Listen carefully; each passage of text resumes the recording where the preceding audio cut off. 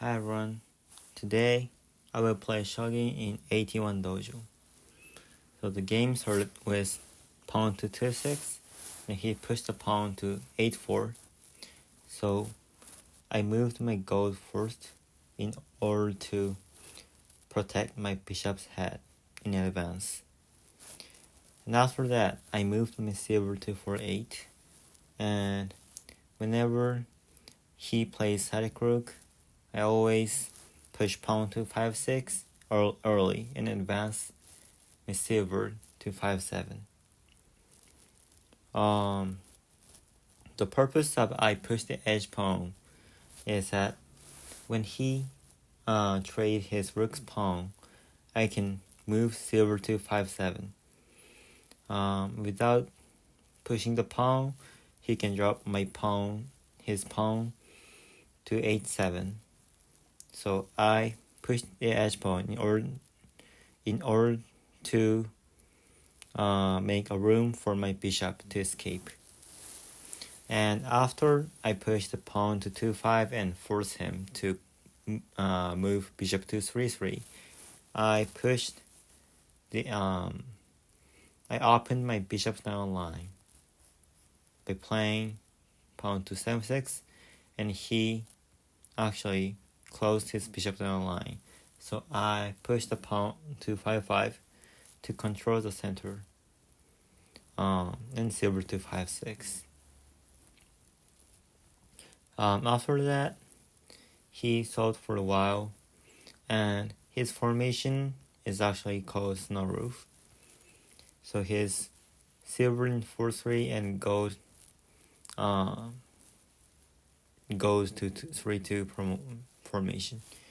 And he actually pushed his pawn to 3-5 in order to prevent for me to push pawn to 3-6 and silver to 3-4. So I control the center while he controls the third file. After I pushed up the edge pawn to prevent bishop to 1-5 at some point, I first moved the gold to 5-8 and then castled king to 7-8 and 7-9. He advanced his gold to 4-3, and I moved my gold to 4-7 to push pawn to 3-6 next. But at first I moved my bishop to attack his rook, and then trade the third file's pawn. So the purpose of this move is that I can move my rook to 3-8 next, so that I can gain a free pawn. And he moved his silver to 6-3, and I thought for a while whether I should do rook to 3-8 now or later. And I can also move rook to 3-8 here, but then I was kind of worried about like silver to 7-4 or something like that. So I jumped my knight in advance to prevent silver to 8-5. In the game, he pushed the pawn to 7-4, and he will also jump his knight next. And now I decided to move my rook to 3-8 so that I can again, like I said, I can gain a free pawn by exchanging my gold for his silver. And I thought I'm advantageous. So he jumped his knight to 7-3 so that he can counterattack at some point, and trade happens. Also, he can drop his in this position he can drop the pawn to 3-4. Now he doesn't have any pawn, so he has like less opportunity to counterattack. So he decided not to drop the pawn here.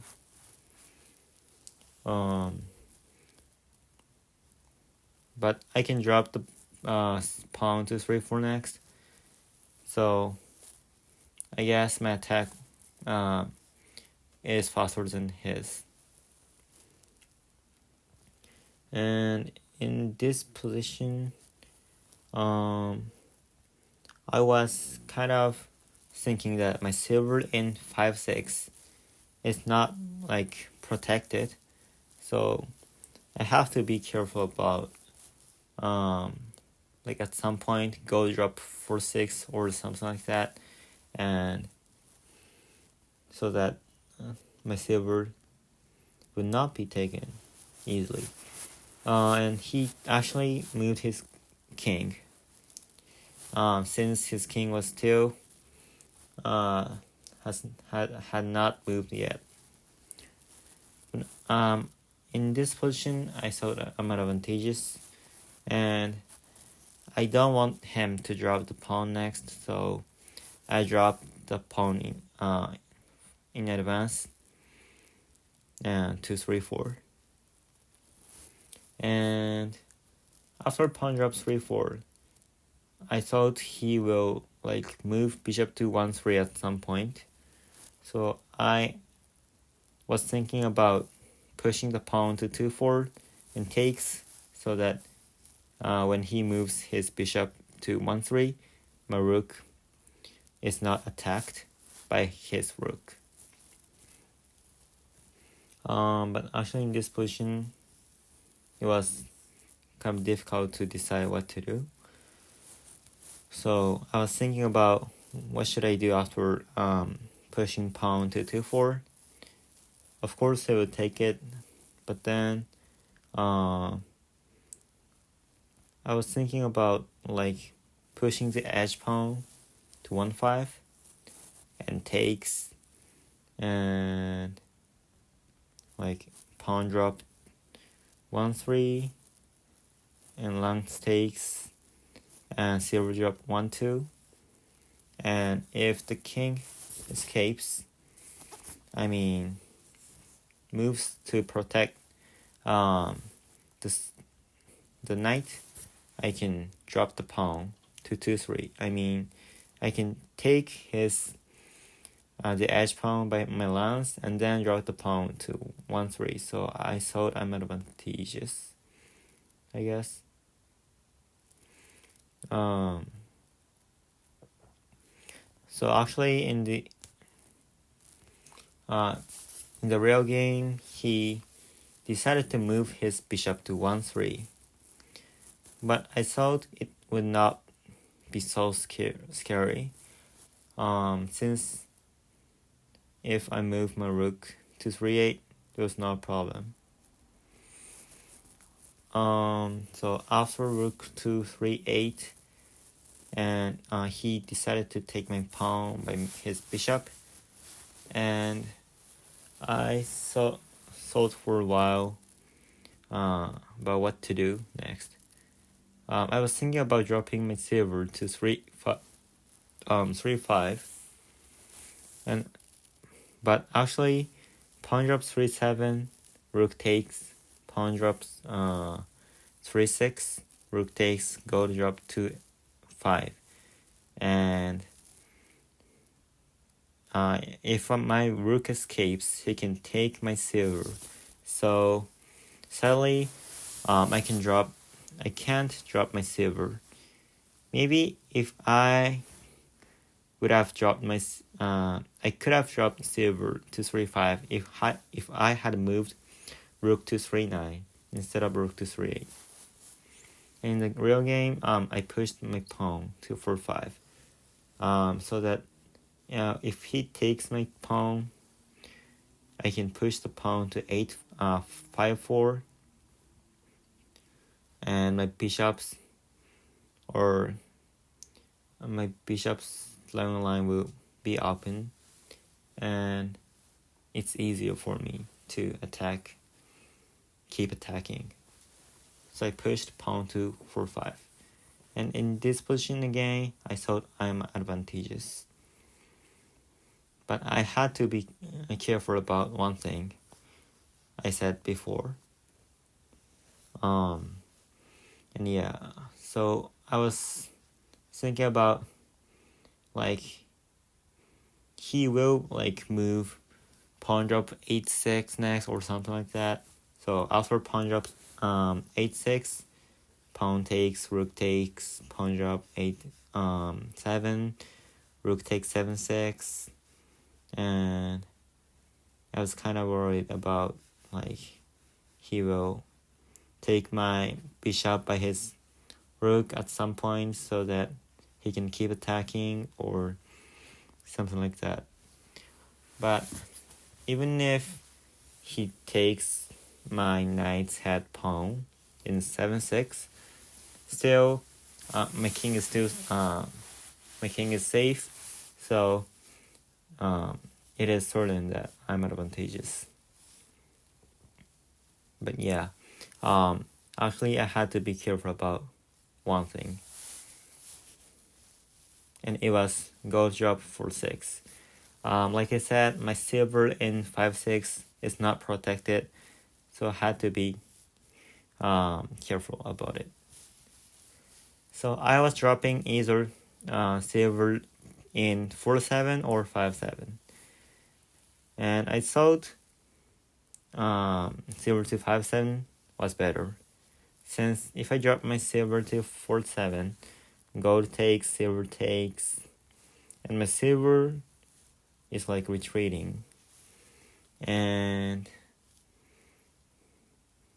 maybe like pushing pawn to 6-5, or maybe jumping knight. Maybe not. I mean, like pushing pawn to 6-5, and my bishop escapes, and pawn takes 4-5, and it would not be so exciting to play the game. So I decided not to drop the silver in 4-7, and instead I dropped my silver in 5-7. But it also has some like threatening variations. So, and also instead of silver in 5-7, silver to like silver drop 3-5 is not an option, since he can drop like the pawn in 3-7. So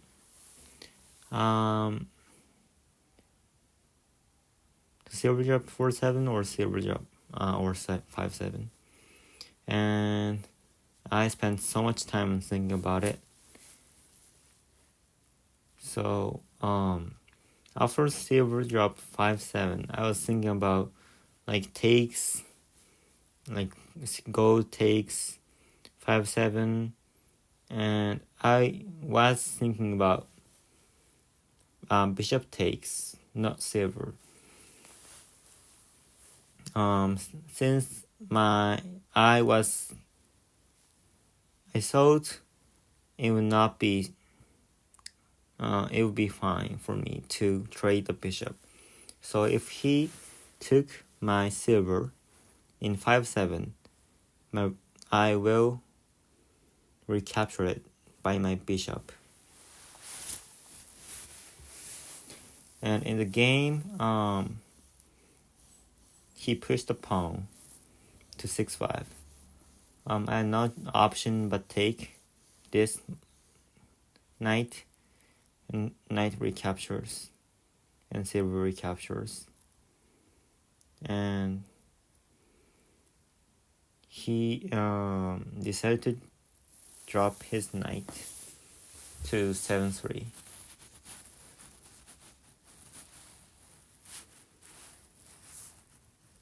And actually in this position, it was kind of difficult, but I took my gold to 4-6 and bishop takes. So I had to. I thought he would, of course, he will like promote his bishop next to 1-9, but actually there's no way to prevent both silver knight takes 6-5 and bishop takes 1-9. So I had to. I decided to escape my silver, and he dropped the pawn first.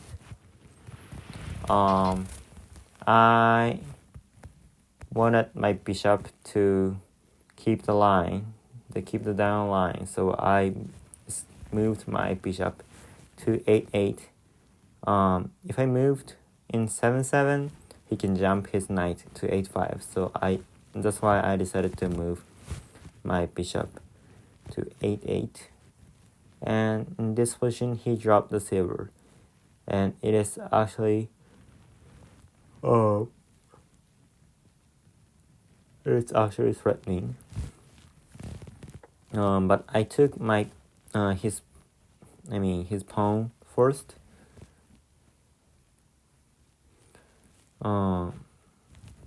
So the reason why it's threatening is that when he takes my silver in 6-8, my gold recaptures, but rook now he can promote his rook to 8-7.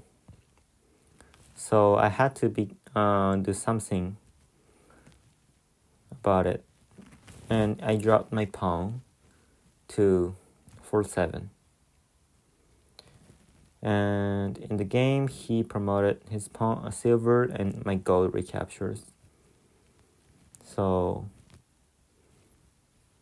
and in this position, he dropped his pawn to 3-7. And I don't mind like escaping my rook, so rook to 8, and his bishop retreats.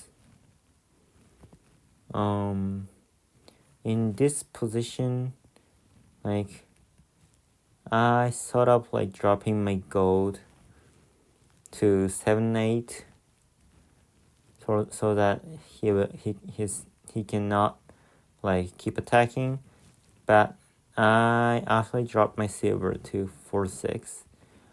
But I don't think it was actually a good move, since he can promote his rook. His rook. Now, I guess silver drop 4-6 was not a very bad move, but the next move was not very good. So I dropped my gold to 7-8. But actually, he could have taken my pawn in 7-6. So it's attacking my silver in 5-6.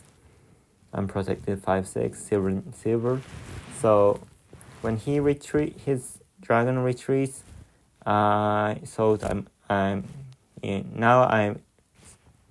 a big advantage, since he cannot keep attacking.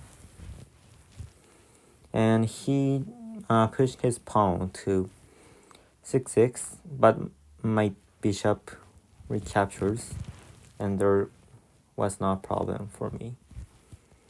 So he dropped his silver, but I just took it by my silver, and the knight recaptures, but then I can just simply take his bishop, and it's my turn to attack.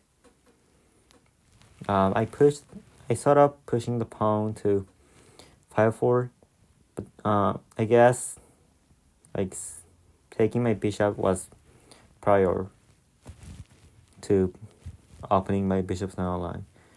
And then his gold recaptures, but then pushed pawn to 5-4. And when he takes, I actually decided to promote my bishop, but actually knight drop 4-4 wasn't faster attack, and I should have done it. But after bishop takes 1-1 promote, he has like few ways to attack. So actually, he decided to resign. Thanks for the game. Good game. Alright, that's it for today. If you have any questions or feedbacks, feel free to write a comment below. And if you like this video, please like and subscribe. Thanks for watching and see you again.